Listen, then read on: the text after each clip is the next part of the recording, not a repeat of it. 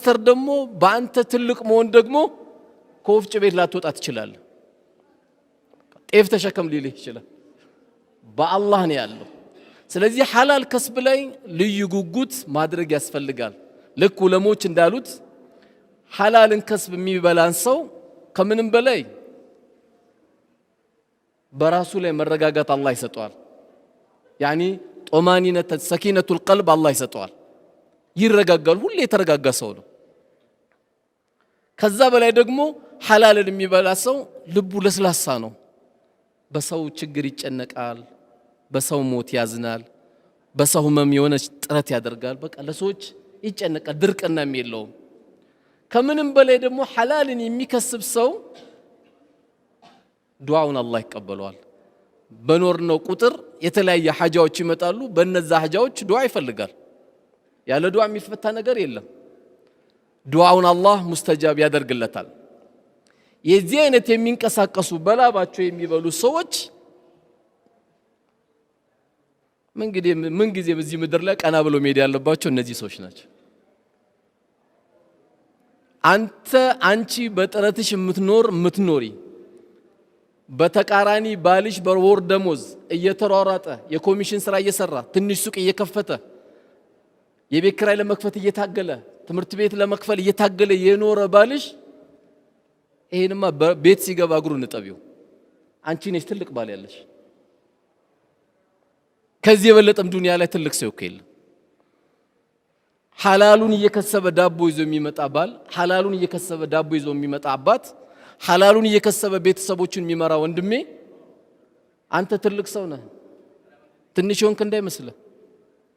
ተሯሯጥ፣ አብሽር፣ ቀና ብለህ ትሄዳለህ። ጂ+2 ባታወርሳቸው እስልምናን ታወርሳቸዋለህ፣ ሐላል ታወርሳቸዋለህ። አባትህ እኮ ታጋይ ነበር ትባላለህ። ሐላልን ለመፈለግ አባትህ እንዴት ታጋይ ነበር ትባላለህ። የዛንም ሲቀማ እዚህም ሲያስለቅስ የነበረ ደግሞ ዝም በል የህዝብ ገንዘብ በልቶ አባትህ ትባላለህ። እናውቀዋለን እኮ አባትህ የሆነ ጊዜ ከሆነ ሰው ስትጣላ ትሸማቀቃለህ። አባትን አላቆምና ነው ስንት ሰው አስለቅሶ ይሄን ገንዘብ እንዳመጣው ትባላለህ። አባትህም ከአላህ ጋር ተጋጭቶ ነው ሄደው በሚያሳዝነው መልኩ አባትህም የሰው ሐቅ ይዘው ነው ደም ሄደው። ስለዚህ ታግለን የምንኖር ሰዎች እየተፍጨረጨርክ የምትኖር ሰው አንተ ሁሌ እኮ ፊትህ ኑር ነው፣ ቀልብህ ኑር ነው፣ ሁሌ ደስተኛ ነህ። ያለበትን ጸጋ እንዳትረሳ። ያንተ ቤት ወጥ ነው የሚጣፍጠው፣ ያንተ ቤት ምግብ ነው የሚጣፍጠው።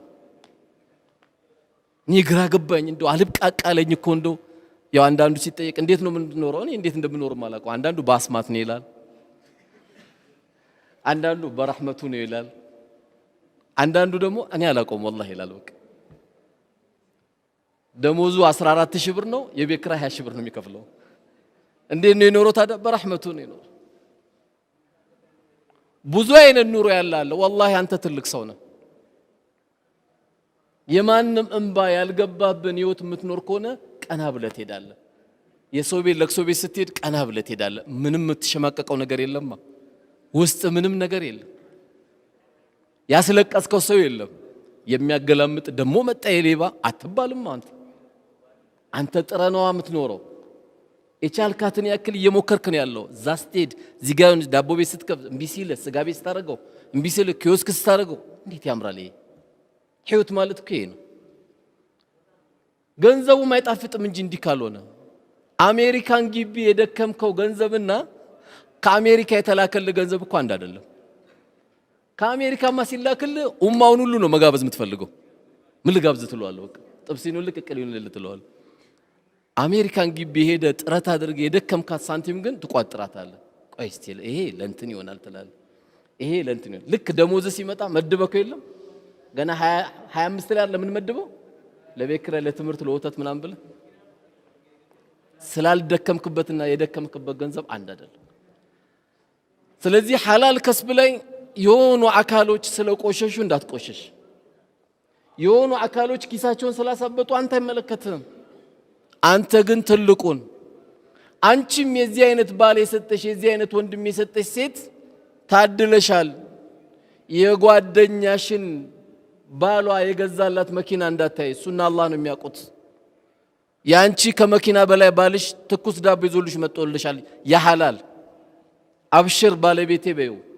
የዱንያን ረሃብ እንችለዋለን፣ የአኺራን እሳት ግን አንችለውም በይው። አብሽሪው። ዛሬ ብንቸገር ነገ ኢንሻአላህ ደግሞ እናገኘዋለን። አብሽር ባለቤቴ በይው። የዚህ አይነት ባል አላህ ሰጦሽ ነው ደግሞ አረ ምን ቺስታ ነው የምትለው? ቺስታ ነው እያሉ የሚያባሩ አሉ እና አባረሽ ልትሄጂ ነው። ባሪያ የሚያደርግሽ ባል ነው እንደምታረጊው። ይሄ እኮ ትልቅ ባልሽ ነው። ለባለቤቴም ለልጆቼም ሐላል ይዤ እየመጣ ያለ ወንድምሽ የልጆችሽ አባት አብሽር በይው። ባንቺ አብሽር፣ በቤቱ ሰኪና፣ በቤቱ ፍቅር አላህ የሚገርም ያላሰብነው ነገር ይመጣል። ደግሞ ይመጣል። ለምን ደሞ አይመጣው? ዱንያ ትመጣለች እኮ ግን ሰብር ያስፈልጋል። ሰው መቼም አልሰብርም ካለ እኮ በትንሿ ነገር ይወርቃል። እንኳን ያለ በትንሽ አላያችሁም? አንዳንዴ መኪና ዘጋብኝ ተብለው ሁለት ሾፌሮች ሲጣሉ 30 መጣብ ያላቸው ነው የሚመስሉት። እስቲ ውረድ ልብ ካለ ውረድ አንተ ሚል ውረድ ይባባላሉ። እነዚህ ሰዎች ስትጠጋ ተዋውቃላችሁ ብትላችሁ ኧረ ወላሂ አላቆም ነው የሚሉ። ዘጋብኝ ብሎ ለሰከንድ ሰብር አጥቶ ሰው ሲደባደብ ታይዋል። በዚህ ምክንያት እኮ ሰበር ዜና ተብሎ እኮ ቀርቧል እኮ። ለደቂቃ ስለዘጋበት ሽጉጥ አጥቶ ገለዋል። ለደቂቃ ሰብር አጥቶ ማለት ነው። እንደው የሚገርም የሰው ልጅ እኮ ባህሪያችን። ስለዚህ ሐላል ላይ ያለን ወንድሞች ቀናበል ቀናበይ፣ ቤትሽ በሐላል የተሞላ እህቴ ቀናበይ። ተዳሪሽ ያማረው ያንቺ ነው። ልጆችሽ ቀና ብለው ነው የሚያድጉት። ይሄንን ነው በጣም ማሰብ ያለብን። ለምን ሁላችንም ጭንቀታችን ሐሳባችን ሁሉ ዱንያ ዱንያ ዱንያ ብቻ ስለሆነ ሀምና ገም ጧትና ማታ ጭንቀታችን ይሄ ስለሆነ ማሰቡ መጣሩ ጥሩ ቢሆንም መጠንቀቅ ግን ያለብን ለዚህች ዓላማ አልተፈጠርንም።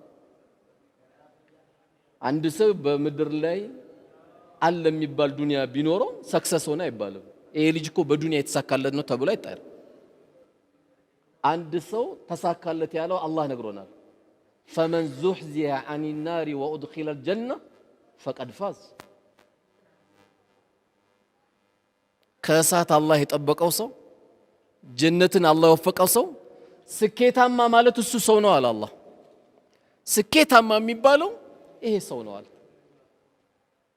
እንጂ ዱንያ ትልቅ ስለያዘ ተሳካለት አይልም።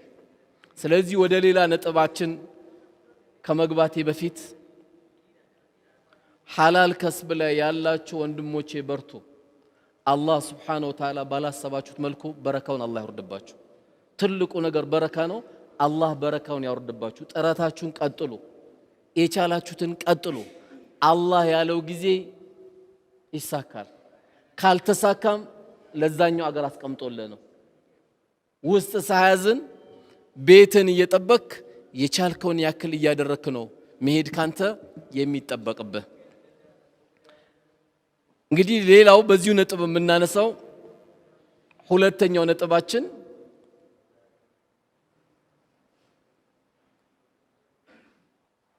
አንድ ሰው ለቤቱም ይሁን ለአካባቢው ጥሩ መሪ በሆነበት ሰዓት ነቢዩ ዓለይሂ ሰላቱ ወሰላም በሐዲሳቸው እንደነገሩን 7 አይነት ሰዎችን አላህ የውመል ቂያማ ከአርሽ ጥላ ስር ያደርጋቸዋል ብለዋል። ሰባዓቱሁም ዩዚሉሁም ላሁ ፊ ዚሊ የውመ ላ ዚለ ኢላ ዚሉ። አሁን 7ቱን ላብራራ አይደለም። ከነዚህ መካከል አንዱ ፍትሃዊ መሪ ነው። ጥሩ የሆነ መሪ ነው። ይሄ ለምንድን ያነሳሁት? አንዳንዴ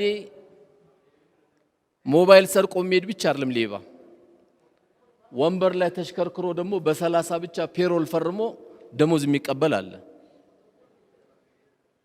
በብዙ መስሪያ ቤት የምታየው የትም መስሪያ ቤት ስትሄድ ተቸግረ ነው የምትገባው። በኮንፊደንስ በ30 ፔሮል ላይ ይፈርማል፣ 40 ሺህ 50 ሺህ ይወስዳል። ሰውሌ ግን እዛ ቤት እያለቀሰ ነው የሚወጣው። አንደኛ በየትኛው መስሪያ ቤትና በየትኛው ሂደት መሪ ስንሆን የምታገለግለው እናትህን ነው ወይ አባትህን ነው ወይ ወንድምህን ወይ እህትህን ነው። ሌላ ሰው አይደለም የምታገለግለው። በየርክንበት ሁሉ ህዝቡ የሚፈልገውን ፍላጎት በስብሰባ ነው እየጨረስን ያለነው። እዛም ስትሄድ ስብሰባ ናቸው ይባላል፣ እዚህም ስትሄድ ስብሰባ ናቸው። በስብሰባ ደሞዝ ይበላል እንዴ? አሁን ስብሰባ ነው የሚያስፈልጋት እቺ ሀገር? አንድ አሮጊት አንድ ጉዳይ ለመጨረስ 15 ቀን ትመላለሳለች። ይሄ በላ አይደለም? አሮጊት ቤቷ ድረስ ነው እንጂ ሐጃዋ መውጣት ያለበት። እነ ዑመር ኢብኑ አልኸጣብ መሪ በሆኑበት ጊዜ ደግሞ ስናይ ከኩራት የራቁ ማታ ማታ የሚጠብቁ ምጥ ያዛት ሴት ድንገት የውመል ቂያማ አላህ ፊት እንዳትጠይቀኝ ብሎ ማታ ማታ የሚከታተሉ አስቤዛ የሌላቸውን ከመጋዘን ሄደው ዑመር ኢብኑ አልኸጣብ አስቤዛ ይዘው ራሳቸው ዱቄት ተሸክመው የሚያመጡ የእውነትን አመራር ያሳዩ እንኳን ፔሮል ላይ ሊፈርሙ ይቅርና ደሞዛቸው ላይ ፔሮል ላይ ሊፈርሙ ይቅርና ልብሳቸው ላይ ጨርቅ በጨርቅ ላይ ደግሞ ሰውነታቸውን ሸፍኖታል። ዑመር ኢብኑ አልኸጣብ ተመሪዎቹ እስኪደነግጡ ድረስ ፍራሻቸው ሲነሱ የኬሻ ምልክት ደግሞ ይታይባቸው ነበረ ከንቀልፋቸው። ዛሬ ማስተር ያዘ ተብሎ ይመደባል። ሲያናግሩት በጥቁር ወንበር ላይ ይሽከረከራል። ምን እንደሰራ ማታ ከአላህ ጋር ቢተሳሰብ እዳን ያለበት እንኳን የሰራው ሊኖረው ይቀርና ገና ያልጀመረው ብዙ ስራ ይኖርበታል። ስለዚህ በየትኛውም አጋጣሚ እዚህም የተሰበሰብነው ይህን ፕሮግራም እንከታተል ዓለም ላይ ያለ ሰው ለሰዎች መሪ በምንሆንበት ጊዜ ሐጃቸውን እኮ ሄደ ነው መጨረስ ያለበት። ለዚህ ነው እኮ እንኳን ይሄ አይደለም አንድ ሰለፍ አንድ ምስኪን አንኳክቶ ቤቱ ገንዘብ ርቦኛል ተቸግሬያለሁ ብሎ ረዳው። ጠየቀው። ሲጠይቀው በደንብ አድርጎ ሰጠው። ከዛ በጣም ስቅስቅ ብሎ አለቀሰ። ሚስቱ ደነገጠችና እንዴ ሳታስብ ሰጠውና አይደል ያለቀስከው አለችው። ሳታስብ ሂሳብ ሳሰራ አይደል ገንዘቡ ሰጠ ያለቀስከው አለች። አረ ወላሂ አይደለም ማለት። ታዲያ ምን አስለቀሰ ከሰጠ በኋላ አለች። አይ ሄጄ መስጠት ሲገባኝ ወንድሜ እስኪጠይቀኝ በመጠበቄ ነው አለ። የወንድሜን ችግር ሄጄ መሸፈን ሲገባን እያንኳኳ መጠየቅ ሲገባን ቤቴ ድረስ መጥቶ እስኪያንኳኳ በመጠበቄ ለዚህ ነው ያለቀስኩት። ስለዚህ መሪ በምንሆንበት ጊዜ ገና ስራ አልተጀመረም። እቺ ሀገር ገና ብዙ ስራ ይጠብቃታል። እኛ እንጂ ያልተለወጥነው እቺ ሀገር ወዴት እየሄደች ነው? ምን እቺ ሀገር ምርጥ ሀገር ናት እኮ እኛ ነው ምርጥ ያልሆነው። ዝናቧ ምን ያህል ያምራል፣ ፀሐይዋ እንዴት ያምራል። ሰው ለረፍት ኢትዮጵያ እየመጣ አይደል? አሜሪካን ተቃጠልኩ፣ ሳውዲ ላይ ተቃጠልኩ እያለ ኬክ የሆነ አየር ነው ያለን። ምን ችግር አለ? ኬክ የሆነ ሰው እንጂ የጠፋው ኬክ የሆነ አየር እኮ አለ። ምን ጠፋ? መች ሰራን? መቼ መሬቱን ነካ ነው? ከአዳማ አሳላ ስትሄድ፣ ከአሰላ ባሌ ስትሄድ፣ ከወልቂጤ ጅማ ስትሄድ መሬቱ መች ተነካ? እያንዳንዱ ገና እኮ ይጠብቀናል። መሬቱ ገና ቁጭ ብሏል እኮ ድንግል መሬት ነው እንዳለ ያለው። ስለዚህ በየትኛውም አቅጣጫ መሪ ስትሆን ከቤተሰብ ጀምሮ ፍትሃዊ ነው መሆን ያለብህ። ቤት ፍትሃዊ ስትሆን መስሪያ ቤትም ፍትሃዊ ነው የምትሆነው። ሳትሰራ እንዳትበላ። አይኔ የሚቆጣጠረኝ የለም ካልክ አላህ ይቆጣጠራል። ቀድም የተባለውን ገንዘብ አንተም ዝም ብለህ እንዳትበላ። ባልሰራ ወላ ፔሮል ላይ እንዳትፈርም። ስራህን በደንብ እንደውም ጨምረህ ነው መስራት ያለብህ። በእኔ የተነሳ አንድ ሽማግሌ አንድ አሮጊትን ያለውበት መስሪያ ቤት መድከም የለበትም ነው ማለት ያለብህ። የትኛውም ሰው ይሁን እያንዳንዱ ጎረቤቶቻችን፣ ሰፈሮቻችን ያሉ ወንድሞቼ እና እህቶቼ አንድ እናት አካባቢ ላይ ስትخدማት ጡት ባታጠባትም ባታጠባህም አንተን በአይን ግን አሳድጋለች። ልጄ ደህና ዋልክልኝ እያለች ነበረ። እቺን ሴትዮ ነው እኮ የምትخدማት። ቁጭ ብለን ወንበር ላይ የምንሽከረከር ከሆነ ምን አይነት ዲግሪ ነው ያስከው? ምን አይነት ማስተር ነው ያስከው? ነብዩ አለይሂ ሰላቱ ወሰለም የተኙበት እኮ ጊዜ የለም። ቁም ሌሊለ ኢላ ቀሊላ ነው የተባሉት። ሌሊቱን ቁም ትንሽ ተኛ ነው የተባሉት። እነ ዑመር ኢብኑ አብዱልአዚዝ ዳህ እስኪጠፋ ድረስ ዓለምን መርተውታል። አንበሳና በግ አብረው እስኪኗኗሩ ድረስ መርተውታል። እኛም ትንሽ ቦታ ዛሬ ትንሽ የሚባል የለም። ከቀበሌ ጀምሮ ያለ ሰው ዝም ብለ ደሞዝ አትብላ፣ አይጣፍጥም ምግቡ። አንተ ያልጣፈጠ ድንገት ባለቤት ጋር የምትጣላው ጨው ለምን አልጨመርሽም ወጡ ላይ ትላለህ? መጀመሪያ ስራ ላይ ጨው ስለሌለው ነው። ስራ ላይ ጨው ስለሌለው ለዛ ነው ወጡ ያልጣፈጠ። የማይገባን ደሞዝ ወስደህ ነው። ሰው ኸድመ ሸኝተ ቢሆን ደግሞ ወጡ እንዴት ይጣፍጣል መሰለ። የሐላል ብር ሁሌም ጣፋጭ ነው። ለዚህ ነው ኢማሙ ሻፊ አንድ ቤት ገብተው ያልተለመደ ምግብ በደንብ አበላል በሉ። ሲበሉ የጋበዛቸው ሰውዬ በጣም ደነገጠና እንዴ ይሄን ነገር መጠየቅ አለብኝ አለ።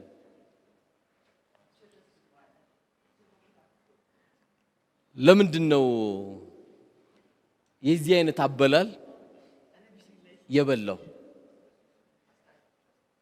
የበሉት ብሎ ሲጠይቃቸው ኢማሙ ሻፊ አይ እንደው የዚህ ሰውዬ ከስብ አውቀዋለሁ አሉ።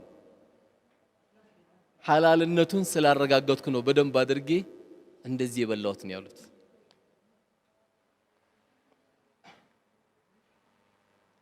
ስለዚህ ሐላል ከስብ ላይ ማናችንም መጠንቀቅ አለብን። በደሞዝም እንኑር በየትኛውም እንኑር ስራዬ ነው ከተባለ ያንን ስራ ጠብቀ የመስራት ግዴታ ይኖርብሃል። ከዚህ ውጪ ደግሞ ስራ ላይ ደግሞ መጠንቀቅ ያለብን ኢስላም አንድ ሰው ስታሰሩ ላቡ ሳይደርቅ ስጡት ነው የሚባለው።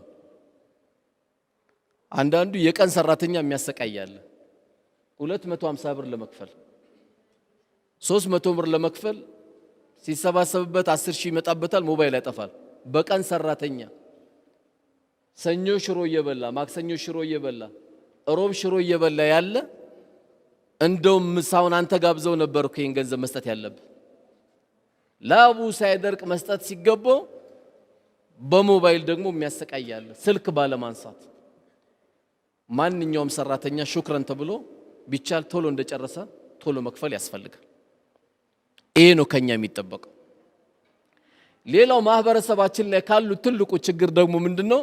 አንዳንዱ ስለ ስራ ስታነሳበት ባከኒ ስራ ብዙ እንዳልሰራ ያደረገኝ እንደው ሲር ተደርጎብኛል ይላል። ማን ያረገብህ? ማን አይቶ ነው አንተ ሲር የሚያረገብህ? ገና የ10 ሺህ ብር ሱቅ ከፍትና ምን ነው ሲባል ባክ እንደው ሲር ተደርጎብኝ ነው እኮ ሱቅ የከፈትኩት ይላል። ባጃጅ ገዝቷል ሲር ተሰርቶብኝ ነው ይላል። ማን ነገር ይሄንን? የሆኑ ቤቶች ሲገባ ደግሞ በሚያሳዝን መልኩ ቁርአን ሲቀራባት